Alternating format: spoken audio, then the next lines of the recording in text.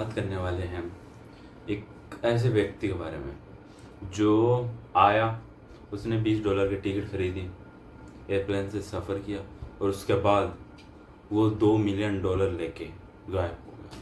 तो उसका नाम था डैन कूपर, जो जिसका जो फ्लाइट का जो नाम था, फ्लाइट में जो टिकट पे नाम था वो डैन कूपर था, और वो फेमस हुआ डीबी कूपर नाम से।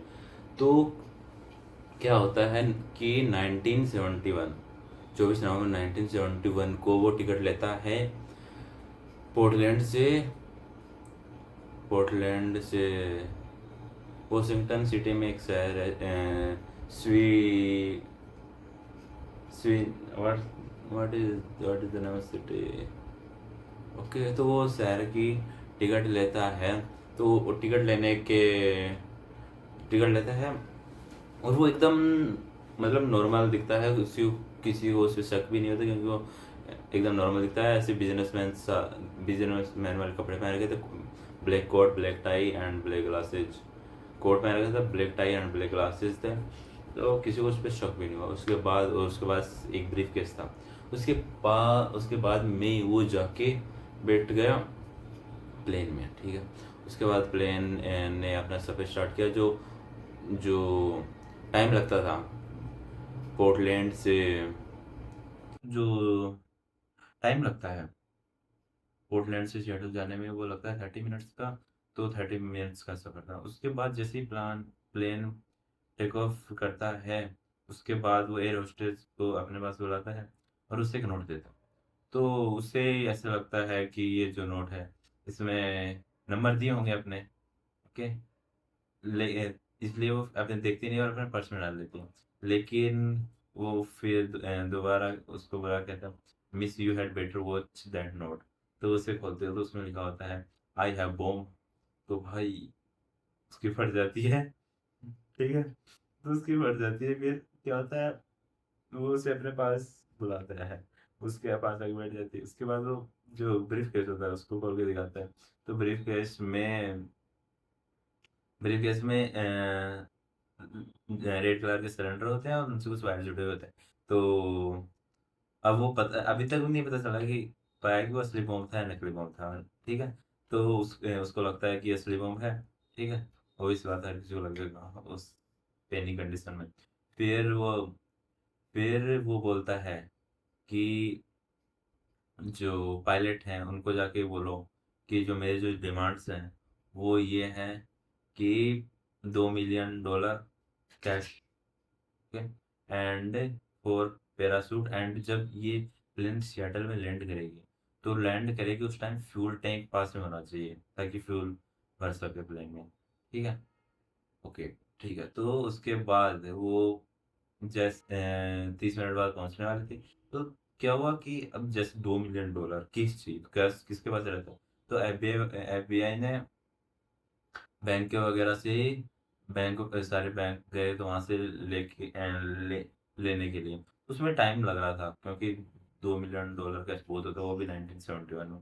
तो वो 2 घंटे तक वो फ्लाइट सियाटल के ऊपर ही उड़ती रही सर्कल में। ओके, क्योंकि उसका था कि अगर केस आएगा तभी लैंड करेंगे, प्लेन ऐसे नहीं करेंगे, ठीक है। तो फिर वो केस आया।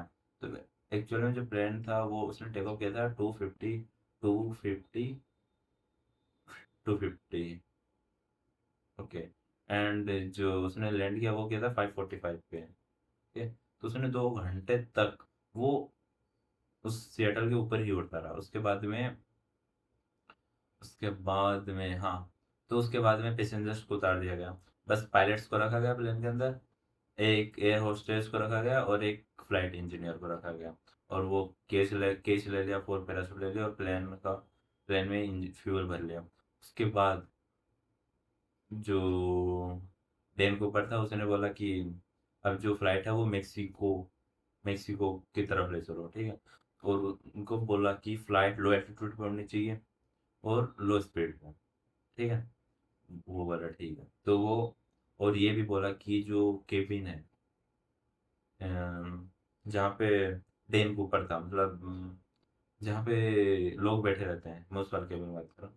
तो उसमें जो उसको डीप्रेशराइज कर दो, क्योंकि प्रेशराइज रहता है ना, तो आप मतलब प्लेन से कूद नहीं पाते हो, क्योंकि दोनों का जो प्रेशर डिफरेंस बहुत ज़्यादा होता है, तो उससे कूद नहीं पाते हैं। ठीक है, तो डीप्रेशराइज कर दिया तो दोनों का प्रेशर सेम हो गया। ठीक है, तो क्या हुआ कि हाँ, जो प्लेन था वो अराउंड 750 740 या 50 पे टेक ऑफ किया था सियाटल से। उसके बाद वो उड़ रहा था। उसके बाद 813 पे, नॉट 813, उससे पहले कि उसने जो प्लेन था उसका जो रियर दरवाजा था वो खोल लिया। ठीक है, तो अब एक बात आती है, क्योंकि जो प्लेन था वो था बोइंग 727। तो इसकी एक फीचर था जो बहुत ही रेयर था, कि इसके एक रियर दरवाजा होता है जिससे आप ड्यूरिंग फ्लाइट भी खोल सकते हो, और बाकी में नहीं होता। ये बहुत ही रेयर था, इसलिए मैं था। तो उसको मतलब उसने रिसर्च तो खूब करके आया था वो। ठीक है, तो उसने वो दरवाजा खोला और उसके बाद कूद गया। तो जो पायलट थे उनको नहीं पता था, उनको 813 पे लगा कि जैसे प्लेन से कुछ वजन कम हुआ हो। लेकिन वो सारे उस जो पायलट जहाँ पे वो ऑपरेट करता है, शायद I don't know what we call it, cocktail, I don't know. Okay, so वो सारे वहाँ पे थे। उसके बाद ठीक है, उनको पता नहीं था और वो कूद गया।